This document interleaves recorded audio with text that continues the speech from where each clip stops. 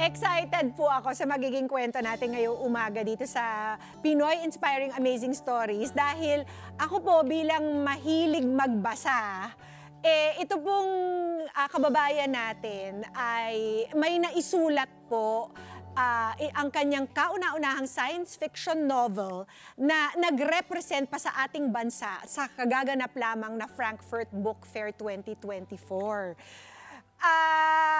Matagal na po siyang IT professional pero sinimulan niya po itong writing career niya medyo late na in life at buti na lang hindi niya po tinantanan dahil his writings are known the world over, represented our country like I said sa Frankfurt Book Fair at nabigyan pa ng grant ng ating bansa para magawa niya ito. Kaya kilalanin na po natin siya para malaman po ang kanyang kwento. Makakasama po natin ngayong umaga si Mr. Renato Tranquilino. Good morning, Sir Renato! At congratulations po sa lahat ng mga natanggap niyo ng mga parangal. Bati po muna kayo sa ating mga kada. Hi everyone, kamusta ho? Maraming salamat ho sa pag-invite niyo sa akin dito at really thrilled na napakaganda ng set. Feeling sikat, you know. You are sikat, sir. Thank you. Yung accent po niya kasi si sir po ay lumaki sa Australia. Yep. At nagtrabaho sa New York City. Yep. Pero Pinoy na Pinoy. Pinoy pa rin, yes. At tell us about the experience muna representing our country in the Frankfurt Book Fair. Very uplifting, nakaka-proud talaga na, na-represent yung country mo, your country of birth. Tapos, at saka yung reception ng mga foreigners towards Pinoy sci-fi, ang ganda. Gulat sila na meron pala tayong Pinoy sci-fi. Ang tanong nila, ano ba yun?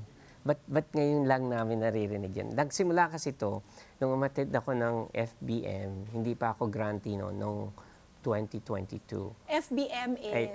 Frankfurt Book Festival, sorry. Doon sila nainganyo na ano ba to? Paano ba ang Pinoy sci-fi? So, in-explain ko sa kanila yung Pinoy sci-fi ay basically yung pag-develop natin as a nation na para tayong makalipad sa mayroong mga issues, di ba?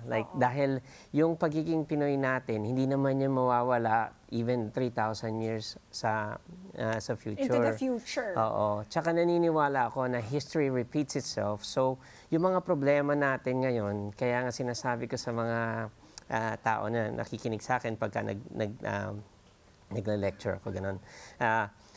Kung maayos natin yung mga problema habang nandito pa tayo sa mundo at hindi pa tayo lumalabas, okay yon. Habang nandito pa, kasi papunta na tayo doon no matter what eh. Dahil nga, if you look at yung trajectory ng pagtatrabaho ng Pinoy, lahat ng industry, nandun tayo. We're there. Okay. Correct. Ito, ESA, European Space Agency, tinuruan nila yung Philippine Space Agency natin in terms of pamamahala ng yung rocket systems, ganun. So, meron tayong ganyan. So parang piniprepare na talaga tayo, hindi lang natin nakikita yung development. Doon pumapasok si Pinoy Sci-Fi para i-alert ang mga tao, yes, meron tayong kakayanan na kailangan lang natin ng push from especially the media kasi very powerful ang media sa bansa natin. That's not gonna change 3,000 years sa future. So very influential ang media, ang entertainment when it comes to sa culture natin. So i-harness yon para ma-push yung tamang direction for us to develop na pang space tayo, no? So it's part fiction, but there's a little bit of reality in it as well. Kasi yun ang gusto ng Pinoy. That's what makes it credible and believable, di ba? And that's what Pinoy masa wants. Yun ang gusto ng mga karamihan ng masa na pag nagbasa sila, that's why mga drama, di ba, yung poetry, yung romance, ganyan, napakapatok siya, di ba, sa benta. Ganun din dapat ang sci-fi natin. Dapat pag nagbasa sila, makikita nila, meron palang Oo. ganun. Pwede pala tayo sa ganito. Oh. So, That's nice. yeah, Oo. and so Maganda yung Philippine setting. Yes, Kasi we yes. always like watch it sa mga movies or read books about like NASA or some other Yeah. space agency not belonging to ours, Correct. not belonging to our country, 'di ba? So maganda yung may Philippine setting, nakaka-relate ka. Yeah. 'Di ba? Kasi hindi naman, pag magsusulat kayo ng Pinoy sci-fi, napakaraming references na pwede niyong gawaing science fiction. Yes. So, kaya lang, dapat mag-try ka, like persevere ka na magsulat at alamin mo kung saan nang tutunguan nun. Madali naman like yung makikita niyo yung development ng mga bahay-bahay natin, di ba? Nagtataasan na. Yes. Yung mga buildings. Oo. Okay, so in the future, yung siguro mga from level 0 hanggang level 20 is sa mga mahihirap.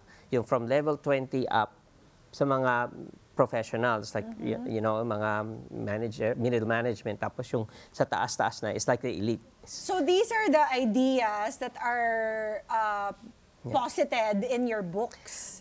Yes. Nakakailan ka na ba, Sir Renato? Alam kong yung ipinunta mo sa Frankfurt ay for Hong Kong Connection, correct? Hong Kong Connection is part of it. Ang pinanlaban namin is yung Fate of a Distant Future. Okay. Kasi parang apat siyang novelas. 3 novelas. 3 novelas. Isang novel at saka na urban fantasy, tsaka isang novel na science fiction. Ayun. So, ang total is 5 sa ngayon. Tapos natapos ko na yung isa, which is Eden. Ano siya, like pang-anim. So, How long does it take you to create something like this?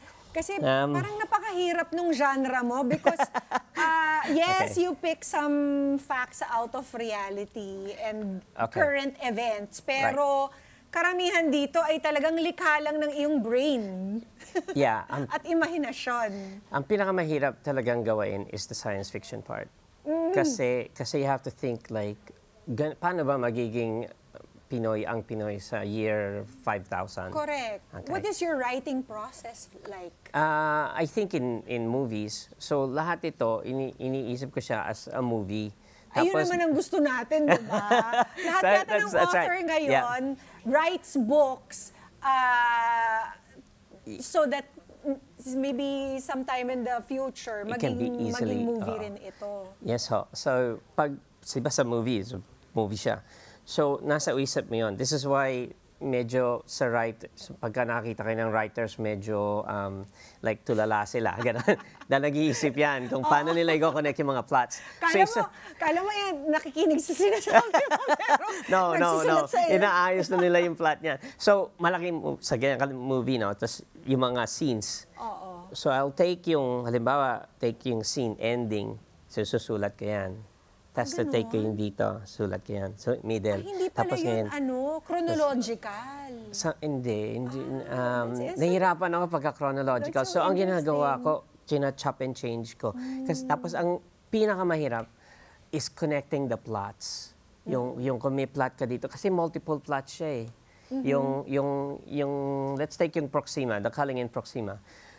Ang media doon, para silang kinokontrol ng corporation.